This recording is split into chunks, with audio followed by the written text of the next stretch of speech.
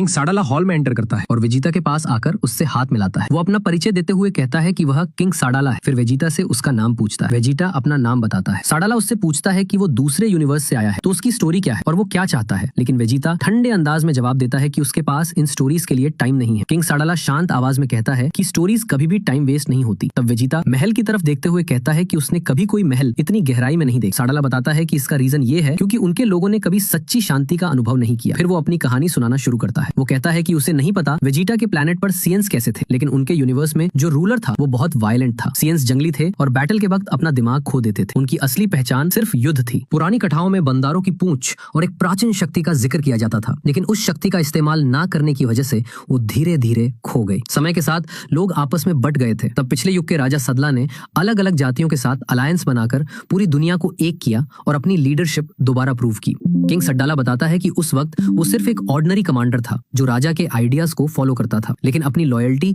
और डेडिकेशन की वजह से वो धीरे धीरे ऊपर बढ़ता गया और आखिरकार राजा का राइट हैंड बन गया। सालों तक बैटलफील्ड में उसने अपने साथियों को मिलते देखा। हर मौत के साथ राजा के प्रति उसकी लॉयल्टी और स्ट्रांग होती गई। खून और युद्ध उसकी जिंदगी का हिस्सा बन गए थे और उसके चेहरे का निशान उसी का सबूत था। लेकिन फिर एक वक्त ऐसा आया जब सब हदें पार हो गया। एक वॉरियर था जो खुद को ब्लडी गिरकान कहता था। वो एक ऐसा आदमी था जो अपने अंदर के डीमन से भी ज्यादा राजा से नफरत करता था। वो हमेशा सेकंड प्लेस पर रहता था। राजा ने उसे कई बार हराया, लेकिन हर बार उसे जिंदा छोड़ दिया और वही सबसे बड़ी गलती बन गई। सादला कहता है कि वो ये बर्दाश्त नहीं कर सका। नफरत में डूबकर उसने दिन रात गिरकान का शिकार किया, लेकिन जब उसने आखिरकार गिरकान को मार दिया तो उसे समझ आया कि जिस सुकून की वो तलाश कर रहा था वो सिर्फ एक भ्रम था। उसने महसूस किया कि गिरकान को खत्म करने के बाद भी उसके अंदर का खालीपन नहीं भरा। जब उसने अपना हाथ उसके शरीर से निकाला तो उसे सिर्फ एक एंडलेस एम्प्टीनेस महसूस हुई। वही याद और वही खालीपन आज के सादला पैलेस की फाउंडेशन बना। पुराने राजा सादला का कोई बच्चा नहीं था, इसलिए प्रजा ने उसकी लॉयल्टी और पोजीशन को देखते हुए उसे नया राजा चुन लिया। आज भी वो अपने खोए हुए साथियों को याद किए बिना